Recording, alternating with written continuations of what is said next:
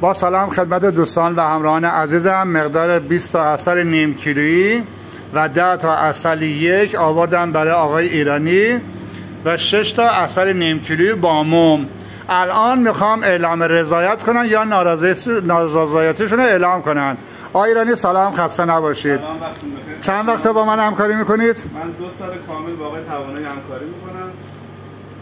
کیفیت عسلاشون واقعا عالیه. یعنی من دقیقاً هر ماهی حداقل 40 کیلو تا 50 کیلو عسل آقای توانایی رو میفروشم. این مشتری من مشتری ثابت من شدن. اینجا یعنی هر کی میاد دوباره میاد دنبال همین عسل رو میبره. برای خیلی اونایی که اینجا دیابت دارن یا مشکل خود اینکه قند و اینا دارن، میرن همین عسل میبرن. کیفیتش عالیه، درجه‌ای که من خودم حتی تضمین این کارم دارم انجام میدم اینجا به مشتری با خیال راحت. ممنونم از شما. همیشه موفق و معید باشید. ممنون از شما، دست شما در نکنه. اینم نمایی از مغازه آقای ایرانی در حجاب 17 نقش حریری 12 لبنیات کلات هستم در خدمتتون.